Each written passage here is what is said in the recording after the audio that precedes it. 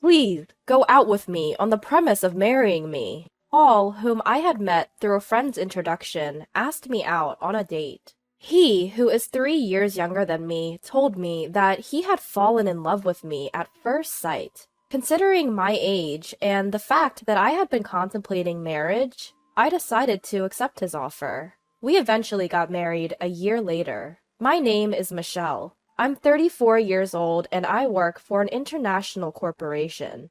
I've always dreamed of living abroad. My husband Paul, despite being younger, is a natural-born leader and can be described as the dominant one in our relationship. It wouldn't be an exaggeration to say he's the head of the household, but I didn't mind it. Having lived alone for a long time, I was accustomed to taking care of household chores, and I even enjoyed cooking.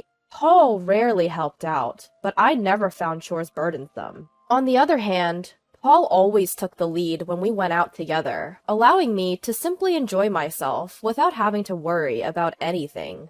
This felt like a good balance between us. However, all of this started to change when my mother passed away. While I was at work, I received a call from my father informing me that my mother's chronic illness had worsened, and she had collapsed. I immediately boarded the train and arrived at the hospital in about 2 hours, where I bid a final farewell to my mother. I decided to stay with my father to prepare for my mother's funeral. When I contacted Paul, he said that he couldn't leave work at short notice. He ended up not coming to the wake. He did make it to the funeral, but it seemed that he hadn't made any preparations for mourning attire. I had to hastily arrange a rental outfit for him. He complained incessantly, saying that I should have prepared everything from the beginning. Between my sorrow and being busy, I didn't have the capacity to deal with Paul, so I let his complaints slide. But apparently, he didn't appreciate that, as he was in a foul mood throughout. Ever since then, it feels like our marital arguments have increased. Well, after being married for 3 years, I think it's normal to have some quarrels. But even so, Paul has been picking fights rather aggressively recently. With his persistent domineering attitude, he often dictated what I should do and take care of. I got fed up and even tried refusing a few times. But since he didn't know how things were organized inside the house, even simple tasks like preparing for his own business trips would take a long time. Moreover, he would complain while bustling around the house, making an even bigger mess. In the end, I realized it's easier if I just do it myself. I wasn't being completely obedient. I took care of certain things to save myself the trouble. Next week is the gathering for my mom's first death anniversary. I'm going to start preparing for us to join, okay? When I said that, Paul responded grumpily. I have an important meeting that day. What should I do? I've mentioned this gathering well in advance. How could he suddenly say something like that? What, you're not going?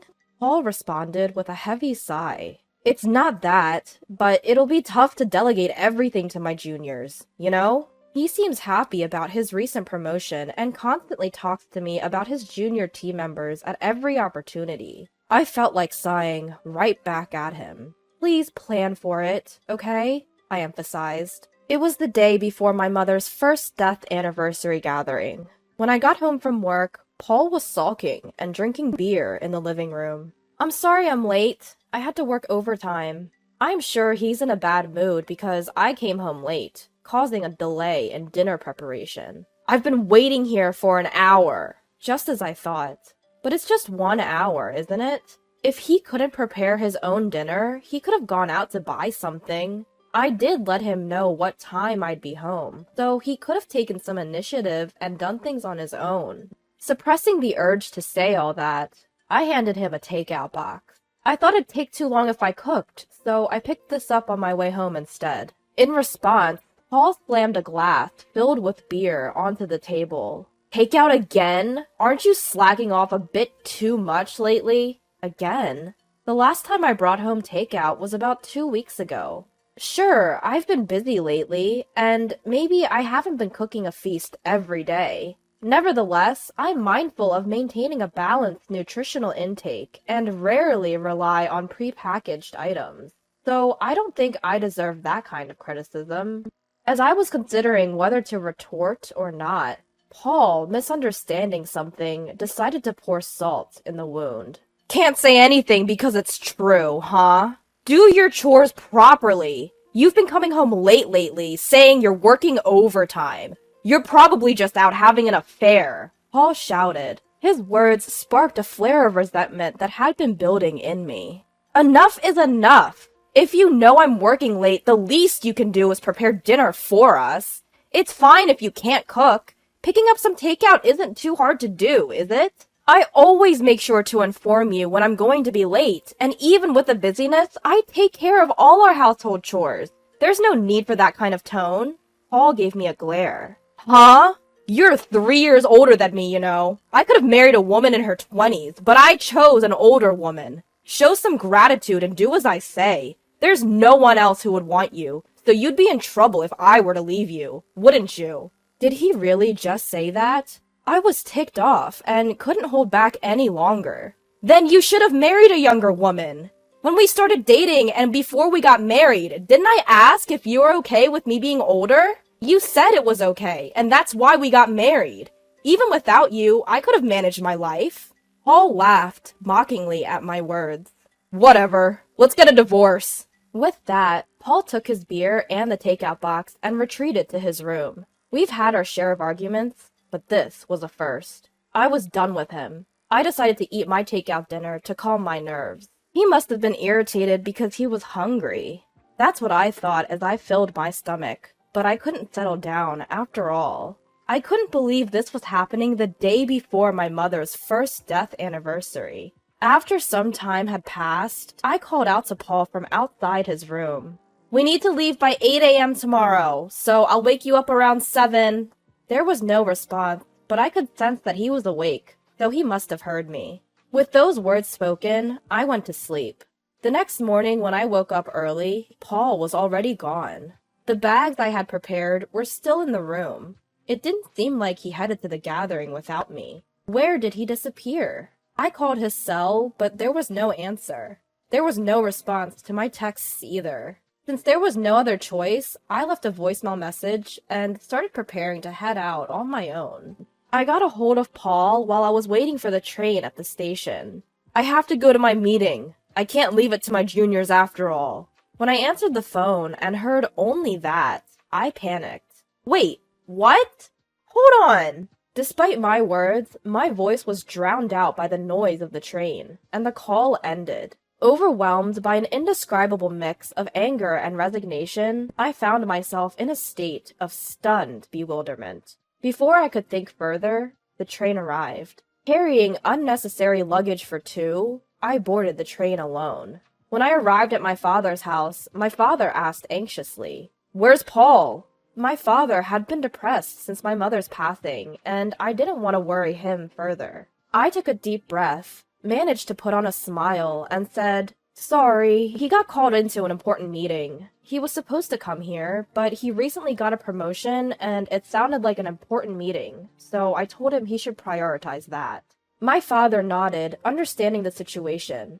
"I see. He's working hard. It's a shame I couldn't see him, but your mother would understand. Tell him he's always welcome to visit." Those words stung a little, but I managed to keep up my smile. Throughout the day, there was no contact from Paul, and the night grew late without me reaching out to him either. I planned to stay the night and return home the next day. That was originally planned, so I didn't see an issue with not contacting Paul. Still, it felt like I was acting childish. Maybe I should cook him some hamburger tomorrow. His favorite dish. With that thought in mind, I went to sleep. The next day, I left my father's house and arrived at home around noon. I wanted to drop my bags off before going grocery shopping. I walked into our living room. As expected, Paul had left dirty laundry sitting around. I sighed at the thought that he still didn't know how to use the washing machine, and dumped the left-behind laundry in the washer with my own laundry. Taking a break and returning to the living room, I noticed something on the table. When I got closer, I couldn't believe my eyes. There were divorce papers, which he had already signed. Why? I stared at the divorce papers, bewildered. Is this his way of asking for a divorce? I pulled out my cell phone from my bag. It should be his lunch break around this time. I wasn't sure if Paul would pick up, But surprisingly, he did as soon as I called. Paul? This divorce paper. What's this about? On the other end of the line, Paul laughed. What do you mean, what's this about? It's exactly as it looks. I don't need an older wife who isn't going to do household chores. That's why I decided I want a divorce. If I break up with you, I can even remarry a younger woman. At the end of the day, a wife is like a status symbol, right? I can't brag about you because you're older. It's quite challenging when my team members ask me about you, and evading the topic is no easy task. I was at a loss for words. I had nothing to say. If you don't want a divorce, then start doing your chores properly. I'm coming home as usual today, so don't forget to get some beer, alright? If you don't like that, take the divorce papers to the family court. It's up to you. With that, he hung up. The call ended without me getting a word in. I guess this is what it feels like to be too shocked to speak. Paul probably thought that if he said that, I would comply. I only did the chores because I didn't like to ask or beg him to do things. He must have thought all this time that I did it because I didn't want him to leave me. He must have thought I wouldn't stand up to him because he's the dominant one.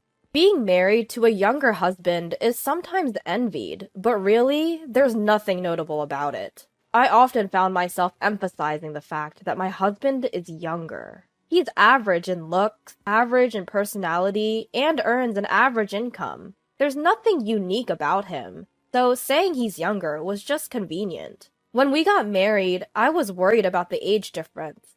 But now we're both in our 30s, and he's only 3 years younger. If there was a decade or so between us, I might feel more affectionate. But it feels bad to be continuously called an older wife when we're practically the same age. I grabbed my bag and headed straight to the family court. When I submitted the divorce papers, I felt a sense of relief. I thought we were getting along fairly well, but that's over now. I can live without Paul. With that thought in mind, I felt a sudden sense of lightness, prompting me to contact my boss and request a few days of paid leave. Thankfully, the busy season at work had just ended, so he allowed me to take about a week off. Since I'm divorced now, I needed to sort out my belongings. I didn't have much stuff to begin with, so cleaning up was a breeze.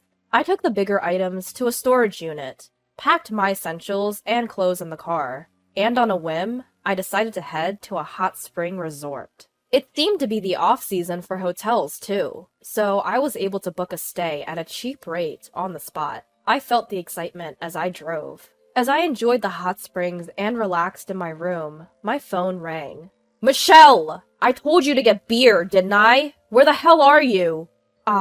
It's Paul's usual time to come home. I remembered hearing those words, and found it amusing. I'm at a hot spring resort right now. What? A hot spring resort? Why? What's going on? Didn't you say to file the divorce papers if I didn't agree with you? The flustered image of my ex-husband surfaced in my mind, and my laughter intensified. Hold on. Did you actually file it? Of course I did. Why? Why, you ask? It was your idea, Paul. Have you forgotten what you just said a few hours ago? Then I heard his clearly perturbed voice. Hey, you're joking, right? When you say hot spring resort, did you mean you went to some spa nearby? If that's the case, I'll pick up dinner, so just hurry back home. I couldn't stop laughing at the sudden, seemingly affectionate tone as he was proclaiming to be a caring husband. It was probably about an hour and a half of driving. There's even an outdoor natural hot spring. It's quite comfortable.